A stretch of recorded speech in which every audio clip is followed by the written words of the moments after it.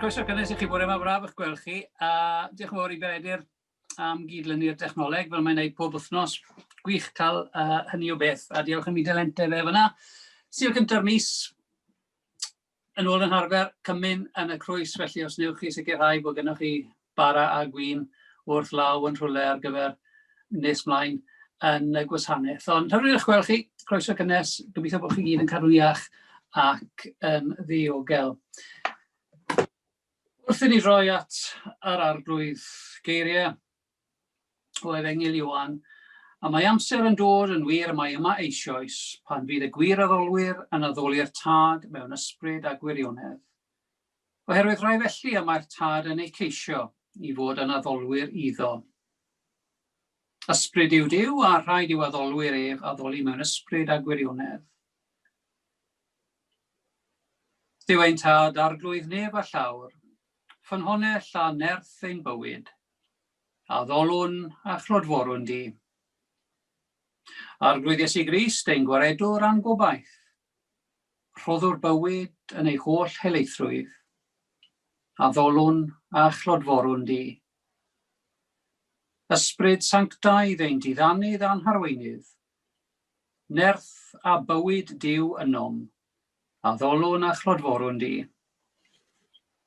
Dduw, Dad, Mab ac Ysbryd Glân, perffaith mewn undod a chariad, yn ein huno a thi ac a'n gilydd, yn awr ac yn oes oesoedd, molwn a chlodforwn di. Rhaid cyntaf bore yma o Ganeuon Ffydd 24 o cenwch fawr i'r arglwydd y ddeiar fawr I gyd, ac am ei achawdwriaeth, mol ienwch ef o hyd.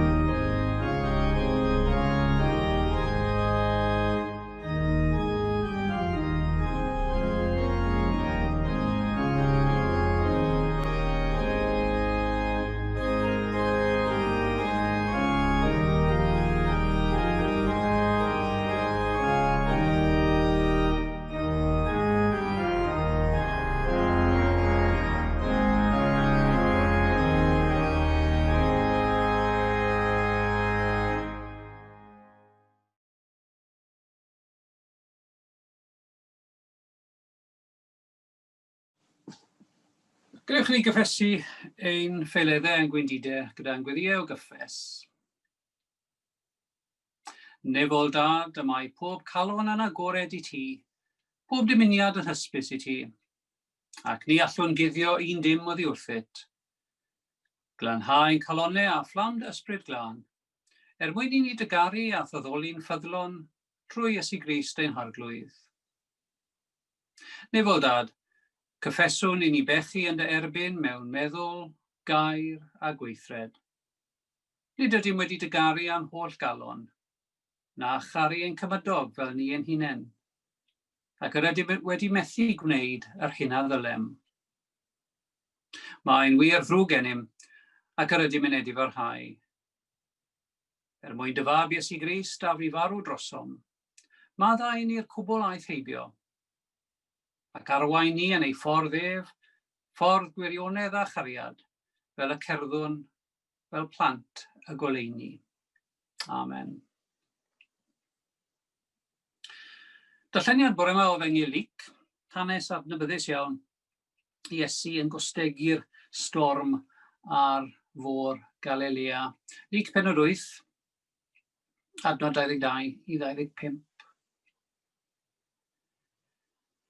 Un diwrnod oedd ef I mewn I gwch a'i ddisgyblion hefyd.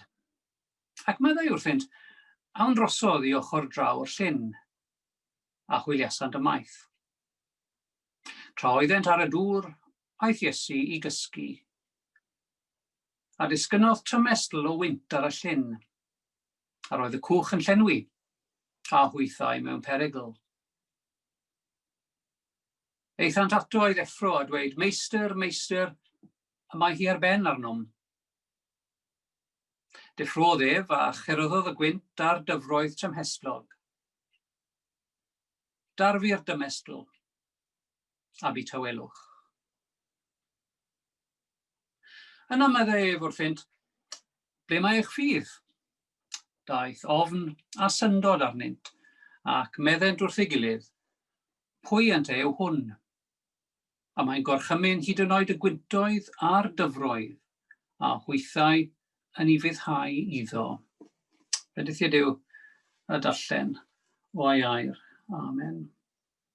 Gewn ni offrymu ein gweddiau dros yr eglwys a'r byd. Gweddiwn.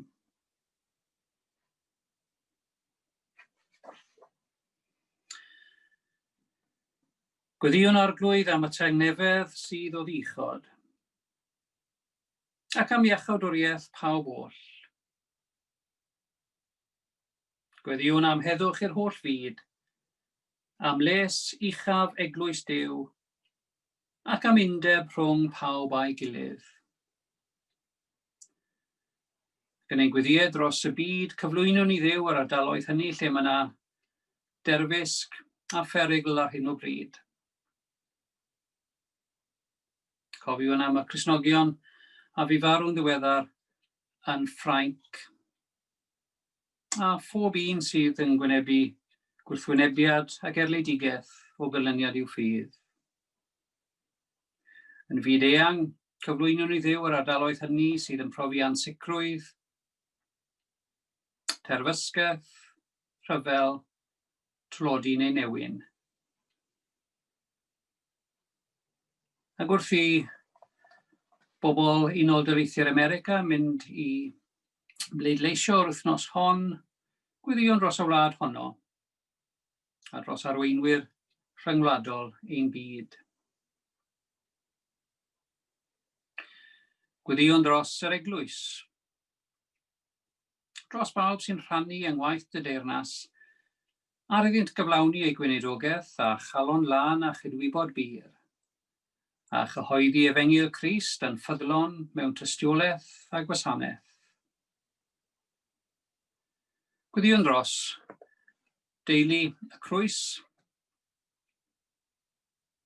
gweddiwn dros ein henwad, gweddiwn dros holl eglwysi Cymru, ar iddynt gyhoeddi ar hyn o bryd mae fel hyn y dywed yr arglwydd.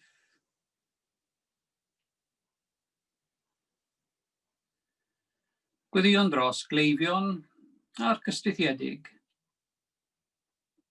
dros bob un sydd yn gweithio ym meysydd iechyd, dros y rhai sydd yn mewn ysbytau, dros y rhai sydd yn byw yn gyson yn llygaid y cyhoedd ac yn adrodd hanesion am sefyllfa ein gwlad. Gweddiwn dros gleifion a'r cystaddiedig a dros y rhai sy'n wynebu marwolaeth. Cofiwn am yr unig a'r trist.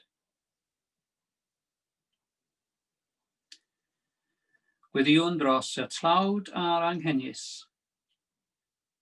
y newynog a'r digartre. Dros y rhai sy'n dioddau mewn sefyllfaoedd o wrthdaro. Dros ffoaduried ac ymgeiswyr lloches. Dros y rhai a erludir o achos cyfiawnder.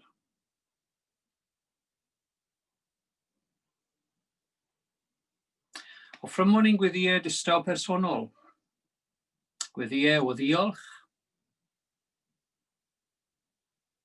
gweddiau o ymbil dros y rhai sydd yn rhannu yn bywydau ar wahanol lefelau. Perthnasau, aelodau'n teuluoedd, cymdogion, a'r bobl hynny sydd yn taro draws ein llwybrau.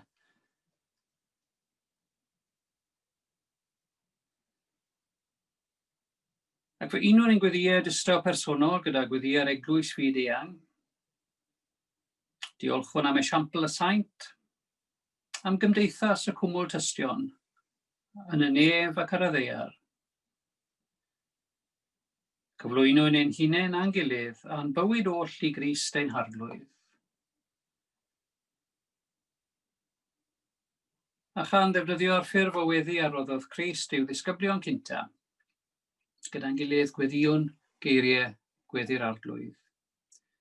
Ein tad, yr hwn wyt yn y nefoedd, sancteiddiau'r denw, deled y deyrnas, gwnelau'r dewyllus, megis yn y nef, felly ar y ddaear hefyd. Dyroen ni heddiw ein bara beunyddiol a maddau ni yn dyledion, fel y maddeuwn innau i'n dyledwyr, ac nac arwain ni brofedigaeth eith i'r gwared ni rhag rhwg, canes eiddo ti o'r deyrnas a'r gwyboniant, a'n oes oesoedd. Amen. A'r emyn nesaf, eto o gyneuon ffydd. 788 o ddew ein tad cynhaliwr popeth byw, o orsedd rasol dy gariad, ein gweddi clew 788.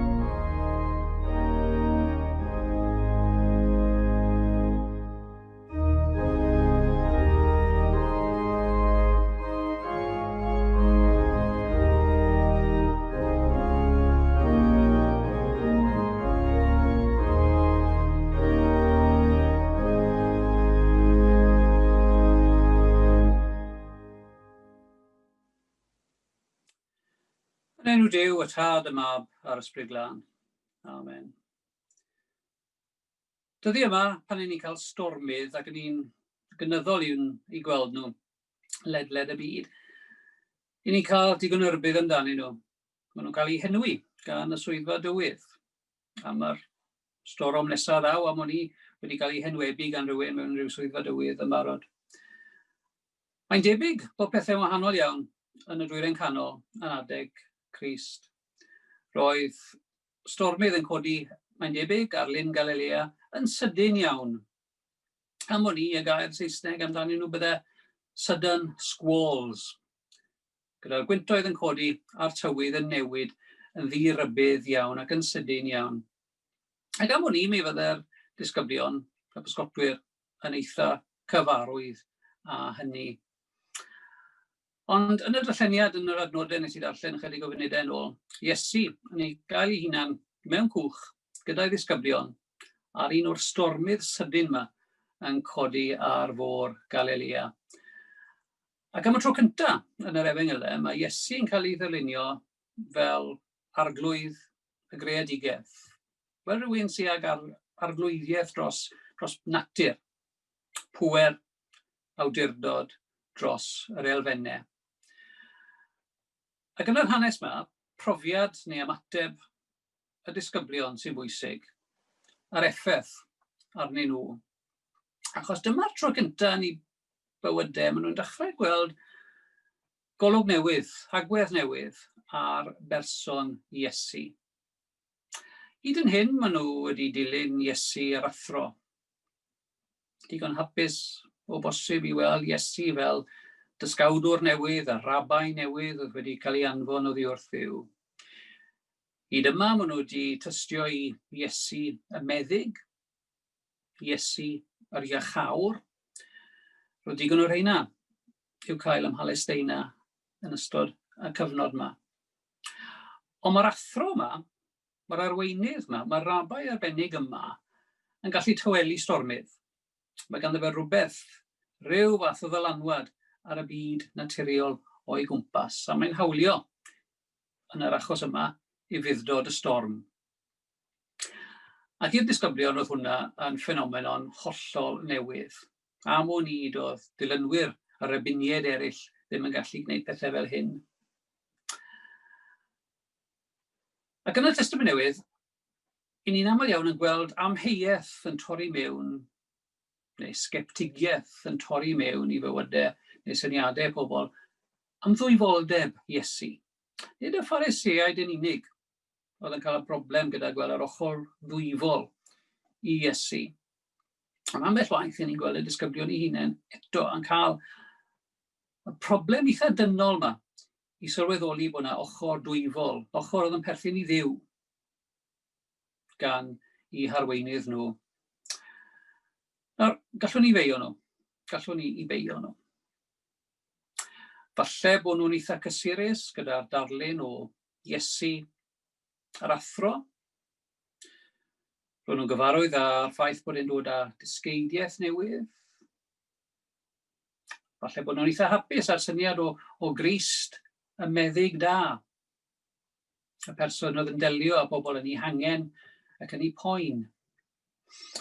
Ac ar adegau mae Cristnogion dros y blynyddoedd wedi bod yn eitha neu yn fwy cyffyrddus gyda'r dehongliad yna o berson Crist. Crist y dyn da. Crist y bugail da. Crist neu yr Iesu tirion. Mae'r darlun o'r gwas dolurus. Michelangelo er enghraifft yn darlunio Iesu yn y Pietà fel y gwas dolurus. Ac ambell waith dros y canrifoedd mae'r eglwys wedi bod yn eitha cysurus gyda'r darlun yna ac yn gallu derbyn Crist y bugail da, y Crist yr un oedd yn maddau, yr un oedd yn iachau. Ond y ddelwedd gwahanol yma sydd yn perthyn i gymeriad Crist, Crist y brenin, neu Crist y barnwr, Christus Rex. Yn yr un ffordd a bod gwahanol agweddau i'n cymeriadau ni gyd, a rhai pobl yn gweld nhw ar wahanol adegau. Roedd yr un peth yn wir am berson Crist. Cymaint o ochrau i'w gymeriadau, cymaint o bethau yn rhan o'r natur yna. A mae'r darlun o Grist y brenin neu Crist y barnwr, Crist yr hwn ag awdurdod Duw i ddylanwadu ar y greadigaeth ac ar fywydau pobl. Mae'r darlun yna yn draddodiadol yn yr eglwys wedi bod yn darlun eitha arswydus. Crist y brenin. Achos mae'r darlun o Grist y brenin yn heriol. Mae'n ddarlun sydd o bosib yn y gwneud ni yn anghyffyrddus. Hyd yn oed yn ofnus. Ac roedd yr ochr yma roedd y disgyblion yn dechrau gweld i'w harglwydd wedi codi ofon arnyn nhw, mae'n debyg. Sut ni'n byw gyda ffydd ag ofn, achos mae Iesu yn gofyn ar esiampl yma, ble mae eich ffydd. Disgyblion ofnus mewn cwch ar y dŵr, ble mae eich ffydd. Mae hymateb nhw yn ddigon naturiol, meistr, a mae ar ben arnom. Mae William Morgan yn cyfieithu'r adnod fel, meistr, darfu amdanom, mae ar ben arnom. Mae ofn felly yn ymateb digon dynol. Ond meddyliwch amdano fe roi'r thrain yn bysgotwyr, yn gyfarwydd ar môr. Mae'n siŵr bod nhw'n parchu y môr hefyd o ganlyniad. Ond wedi'r cwbl o'n nhw mewn cwch bach, allan ar y môr mawr, ac am hwn i'r nhw'n ymwybodol iawn a gallai'r diwedd fod yn agos iddyn nhw. Ac mae ofn mewn sefyllfa fel yna yn ymateb dynol iawn. Mewn un ffordd, roedd y profiad o bosib wedi bod yn baratoi da iddyn nhw ar gyfer llawer o'r stormydd daeth i'w rhan nhw blynyddoedd wedi hynny. Ond ffydd ag ofn, maen nhw'n ddeud peth gwbl wrthwynebus i'w gilydd yn yr ysgrythurau. Ni'n cael ein atgoffa bod perffaith ffydd yn bwrw perffaith cariad yn bwrw allan bob ofn. Ond mae'r anogaeth yna sydd yn fel llinell yn mynd roed trwy'r ysgrythurau, nac ofnwch. Mae'r ymadrodd hwnnw mae'n debyg yn cael ei ailadrodd yn yr ysgrythurau fwy nag unrhyw o'r chymyn arall. Beth bynnag yw'r sefyllfa yr Hen Testament, Duw yn arwen i bobl, Duw yn ymwneud â'i broffwydi, Duw yn ymwneud â'r genedl, nac ofnwch yr hyn sydd o'ch blaen chi. Ac yn y Testament Newydd, mae'n frith o'r cyfeiriadau at y ffaith yma bod Duw yng Nghrist yn dweud wrthyn nhw, wel, peidiwch â phoeni, nac ofnwch. A mae'r un Crist yn ein cyfarch ni yr holl ganrifoedd wedi hynny gyda'r un geiriau, nac ofnwch. Dyw ddim yn rhoi atebion sydyn slic, dyw ddim yn esbonio'r storm i'r disgyblion. Ond mae'n dweud yn syml, nac ofnwch, peidiwch â phoeni. Ac i chi a fi sydd gyda'n cwestiynau, yn ymheuon, yn gofidiau, ac yn ewedig ar yr adegau hynny pan yn ni o bosib yn cwestiynu Duw neu'n gwrthryfela yn erbyn ein Duw, pan nag ein bywydau ni yn troi allan fel i ni wedi gobeithio neu fel i ni wedi dymuno. Pan ni'n galw allan ar ein Duw, yn aml iawn dyw ateb sydyn slic ddim yn dod, ond mae'r addewid a mae'r gorchymyn nac ofnwch yno bob tro. Mae'n gymaint o bendith yn y geiriau bach hynny, nac ofnwch, peidiwch â phoeni. Nac ofnwch, maen nhw'n gwachodd ni i gydio mewn rhywbeth sydd y tu allan i ni. Cydio am person y cariad perffaith hwnnw, sydd yn bwrw allan pob ofn. Pan ych chi'n darllen am arwyr, mae'r gair yn cael ei gamddefnyddio yn aml yn ystod ein dyddiau ni, ond pan ych chi'n darllen am wir arwyr sydd wedi rhoi bywydau o bosib wrth arbed neu achub rhywun arall, neu bod nhw wedi gwneud rhyw weithred o ddewrder neu o'r hydru mawr. Yn aml iawn, maen nhw'n gweud, wel, nes i ddim feddwl am beth, nes i ddim feddwl am y peryg ar adeg hwnnw. Hynny yw, pobl o bosib sydd wedi derbyn rhyw nerth i ddelio â sefyllfa peryglus ac anghyfarwydd. Ac o bosib maen nhw'n feddwl am y peryg yn ddiweddarach. Yn ein cylchoedd Cristnogol ni mor barod i fyw a chredu o fewn ein cylch cyfyng ni o ddehongliad i'r ffydd. Mae'r Sais yn sôn am the comfort zone of faith, ac mae hynny yn gysurlon. Ond pan mae'r cysur hwnnw yn mynd yn rhyw fath o geto, ni'n cael ein hunan fel eglwys, nid allan yn y môr mawr, ond ar y lan yn ddiogel. Ac ambell waith yn bywyd ni fel Cristnogion, ni'n hapus i fod yng nghanol pobl sydd yn meddwl yr un peth â ni. Meddwl yr un peth am faterion ymylol y ffydd, pobl sy'n dehongli'r ffydd yn yr un ffordd, pobl sy'n gweld bywyd trwy'r un llyged, pobl o bosib sy'n pleidleisio yr un ffordd. Ac mae rhyw geto felly cysurus erioed wedi bod yn rhan o fywyd yr eglwys, achos mae'r eglwys erioed wedi bod yn gymdeithas unolog.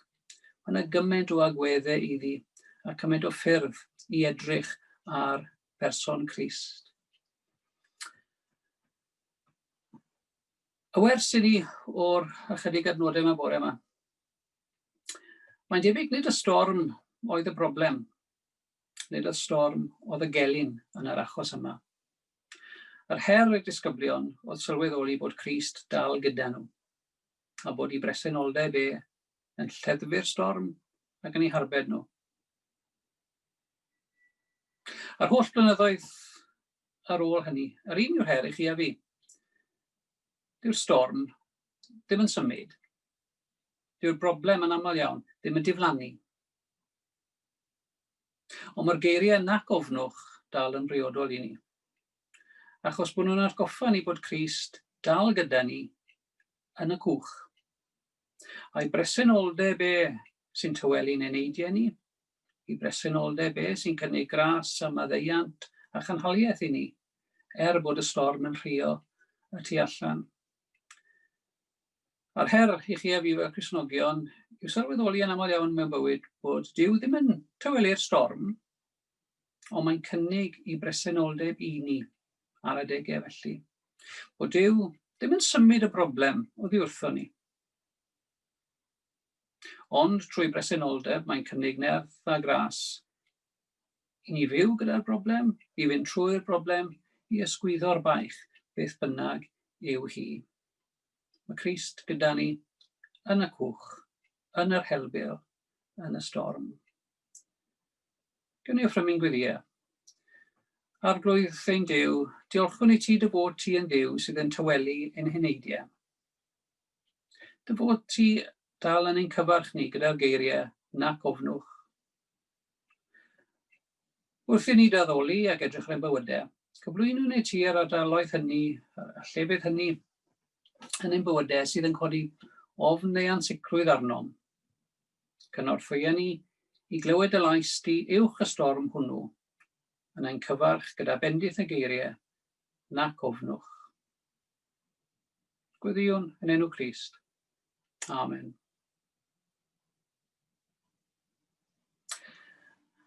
Ac wrth agosau at ddathlu y cymyn, newn ni droi at eiriau gyffes ffydd Eglwys Presbyteriaeth Cymru neu geiriau y gyffes fer o'n ffydd. Credwn yn Niw Dad holl alluog, creawdwr a llywodraethwr pob peth. Credwn yn Iesu Grist, ein ei gynedig fab, ein harglwydd a'n gwaredwr. Trwy fywyd ei farwolaeth ar y groes a'i atgyfodiad. Gorchfygodd bechod ac angau, gan faddau ni ein pechodau a'n cymodiad yw. Credwn yn yr ysbryd glân, trwyddo ef y mae Crist yn preswylio yn y credinwyr, gan ei sancteiddio yn y gwirionedd. Credwn yn yr eglwys, corff Crist a chymdeithas y saint, yn yr ysbrythurau sanctaidd, yng Gweinidogaeth y gair a'r sacramentau. Credwn yn y fodiad teyrnas Dduw ac yng ngobaith gwynfededig y bywyd tragwyddol, trwy ein harglwydd Iesu Grist. Credwn mai diben pennaf dyn, yw gogoneddu Duw, a'i fwynhau byth ac yn rhagywydd. Amen. A'n hemyn cyn y cymryd, o ganeuon ffydd eto 540 yng nghroes Crist y gorfoleddaf, croes uwch difrod amser yw, yn ei llewych pur y gwelaf, holl gyflawnder, gras fy Dduw.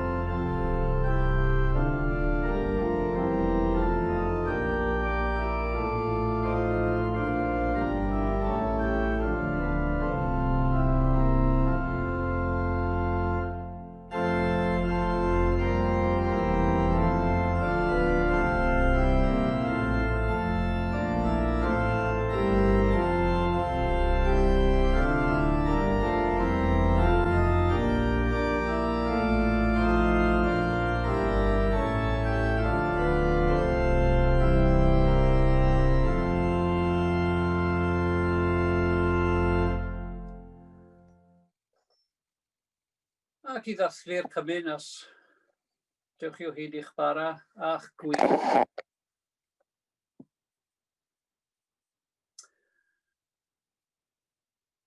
A daw rhai o'r dwyrain a'r gogledd ac o'r gorllewin ar de, a chymryd ei lle yn y wledd yn Heyrnas Dduw. Arglwydd trigar ha, Crist trigar ha, arglwydd trigar ha. Gyn ni wrando ar eiriau sefydlu swper yr arglwydd yn ôl yr apostol Paul. Oherwydd fe dderbyniais I oddi wrth yr arglwydd, yr hyn hefyd a draddodais I chi. I'r arglwydd Iesu yn os y brydachwyd ef gymryd bara, ac wedi iddo ddiolch fe'i torodd a dweud, hwn yw fy nghorff sydd ar eich mwyn chi. Gwnewch hyn cof amdanaf. Yn yr un modd hefyd fe gymerodd y cwpan ar ôl swper gan ddweud, y cwpan hwn yw'r cyfamod newydd yn fy ngwaed I. Gwnewch hyn bob tro ar yfwch ef cof amdanaf. Oherwydd bob tro byddwch yn bwyta'r bara hwn, ac yn yfed y cwpan hwn, yr ydych chi'n gyhoeddi marwolaeth yr arglwydd hyd nes y daw. Efelychwn felly esiampl ein harglwydd Iesu Grist mewn gair ac mewn gweithred, tangnefedd yr arglwydd a fo bob amser gyda chi. Mewn I fuddod, I orchymyn yr arglwydd ac cof amdano a gwnawn ni hyn.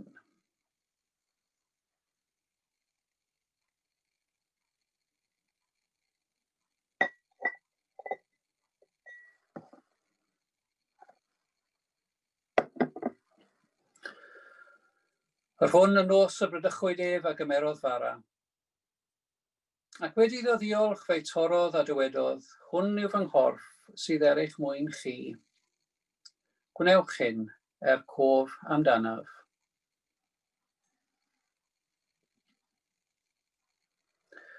Yr un modd hefyd fe gymerodd y cwpan ar ôl swper, gan ddweud, y cwpan hwn yw'r cyfamod newydd yn fy ngwaed I. Gwnewch hyn bob tro ar yfwch ef cof amdanaf. Oen Duw, sy'n dwyn ymaith bechodau'r byd, trigar ha wrthym. Oen Duw sy'n dwyn ymaith bechodau'r byd, trigar ha wrthym. Oen Duw sy'n dwyn ymaith bechodau'r byd, dyrwy ni dy dangnefedd. Dewch yn nes a derbyniwch gorff a gwaed ein harglwydd Iesu Grist a roddwyd drosoch, ac yn borthwch arno ef yn eich calonnau trwy ffydd, gan roddi diolch.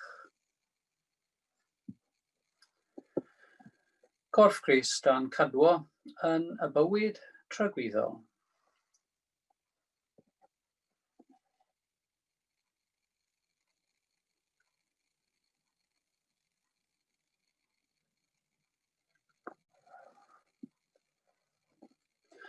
Gwaed Crist a'n cadwo yn y bywyd tragweddol.